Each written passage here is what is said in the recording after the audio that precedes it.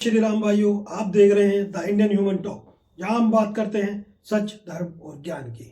मैं सुमित प्रजापति आपका अपने इस चैनल पर स्वागत करता हूं। क्या कभी आपने यह सोचा है भगवान पृथ्वी पर बार बार क्यों आते हैं और असली ज्ञान क्यों इतना दुर्लभ है? आज श्री कृष्ण वह रहस्य खोलेंगे जो इंसान को अंदर से बदल देता है। अध्याय 3 में कृष्ण ने कर्म योग सिखाया है।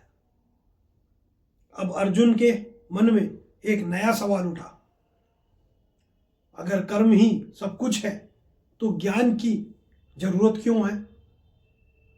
तभी श्री कृष्ण बताते हैं, कर्म अंधा होता है, ज्ञान उसे दिशा देता है। हम यह तो जान लेते हैं हमें कर्म करना है और करते रहते हैं। जब जो स्थिति आती है, तब जो हमारे बड़े सिखा कर गए हैं, जो हमें अपनी परवरिश के हिसाब से और अपनी इच्छाओं के हिसाब से सही लगता है, हम वही फैसला लेकर कार्य को कर देते हैं। परंतु कभी यह विचार नहीं करते, क्या जो हम रास्ता चुन रहे हैं, जो हम करने जा रहे हैं, क्या वह सही है? जो अब तक अपने जीवन में हमने सीखा वही करने योग्य है?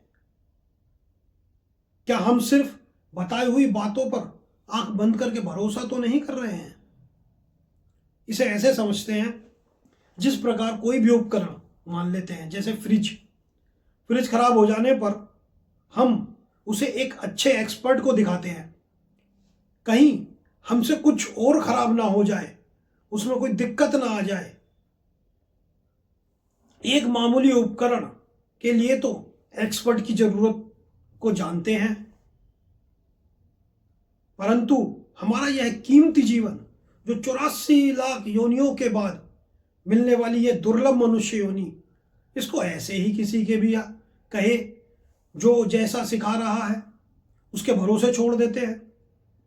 क्या जीवन के एक्सपर्ट, जिसने यह जीवन बनाया है, जो इसे चला रहा है, उसे न तो कभी दिखाते हैं और न ही उससे सीखते हैं?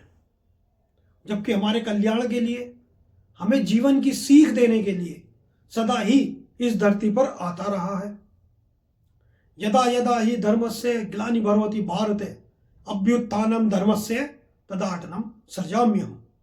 अर्थात, हे भारतवंशी अर्जुन, जब जब धर्म की हानि हुई है और अधर्म बढ़ता है, तब तक मैं स्वयं प्रकट होता हूं।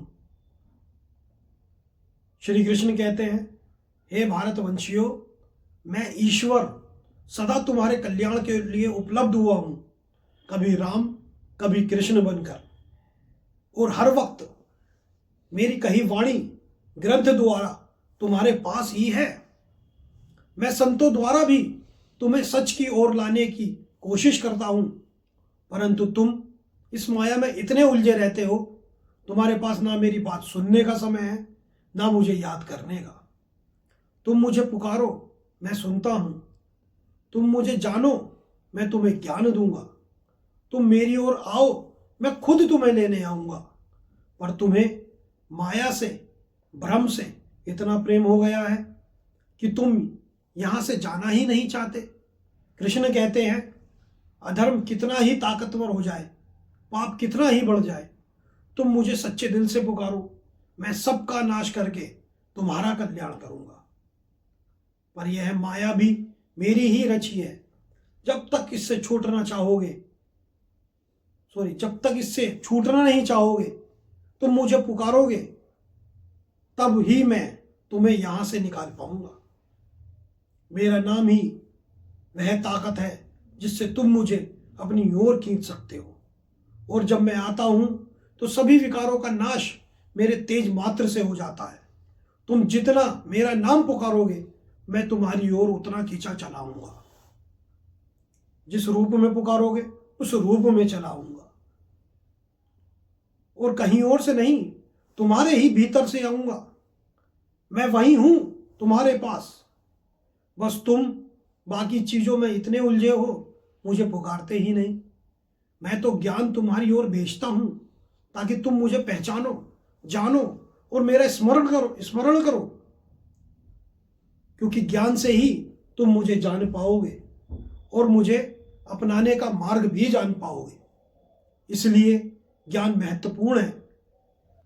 वह तो मैंने इस संसार में दिया है, ग्रंथों के द्वारा जीवन का संपूर्ण सार भी बताया है। संतों को भी तुम्हारी ओर भेजता हूं, परंतु तुम माया के इस मनोरंजन में इतने फंसे हो, मेरी पुकार सुनते ही नहीं। ईश्वर भी हमें संतों की वाणियों द्वारा, ग्रंथों द्वारा पुकारता है, पर किसी से भी कोई जबरदस्ती नहीं करता। अगर प्रभु की ओर आना चाहे तो आ जाए, और माया में फंसकर सदा जीवन को इसी माया के अधीन रखना चाहे तो रख ले। परंतु ग्रंथों को पढ़ने की, संतों को सुनने की, संतों द्वारा दिखाए मार्ग पर चलने की शक्ति ईश्वर ने सिर्फ मनुष्य को दी है। अगर मनुष्य योनि को भी वह माया को भोगने में ही गवा देगा तो 84 लाख योनियों बाद दुर्लभ मनुष्य योनि मिलने पर ही यह अवसर दोबारा मिलेगा। सोच लो भैया। इसलिए ज्ञान को जानिए, सच को जानिए उस परमात्मा को। श्री कृष्ण कहते हैं, जैसे आग लकड़ी को जला देती है, वैसे ही ज्ञान कर्मों के बंधन को जला देता है, और कर्मों का यह बंधन ही हमें इस माया से बांधता है। और ज्ञान हमें बाहर से नहीं, अंदर से आजाद करता है। जब तक हम अहंकार से भरे होते हैं और ईश्वर के वचनों को अनदेखा करके या उन पर विश्वास नहीं करके कर्म फल में ही अपनी इच्छा को प्रबल रखते हैं, तब तक हम ऐसे ही भटकते रहते हैं। और ईश्वर की वाणी, ग्रंथों पर विनम्र होकर अपने विश्वास को ईश्वर में प्रबल कर रखते हैं, कर्म फल का त्याग कर कर्म में अपनी आसक्ति रखते हैं, तब ईश्वर ही खुद हमें मार्ग दिखाता है और परम गति की ओर ले जाता है। श्री कृष्ण कहते हैं, मैं तुम्हें दुनिया से नहीं, खुद से लड़ने सिखा रहा हूं, क्योंकि सबसे बड़ा दुश्मन बाहर नहीं, विकारों के रूप में तुम्हारे ही अंदर बैठा है। क्योंकि सृष्टि हमें वही देती है जो हमने अपने कर्मों द्वारा किया होता है। अध्याय 4 हमें सिखाता है, ईश्वर कहीं दूर नहीं, वह हमारे ही अंदर है। बस दरवाजा खोलना है और उसकी चाबी ज्ञान है, भक्ति है। अगर आप अपने जीवन को सच, ज्ञान, भक्ति से भरना चाहते हैं तो हमारे चैनल को सब्सक्राइब करें, क्योंकि अगले एपिसोड में कृष्ण बताएंगे कर्म, त्याग और सच्चा संन्यास। यह संवाद आपको पसंद आया हो तो लाइक करें, अपने विचार कमेंट करें, इसे शेयर करें। मिलते हैं अगली वीडियो में, तब तक के लिए जय श्री राम।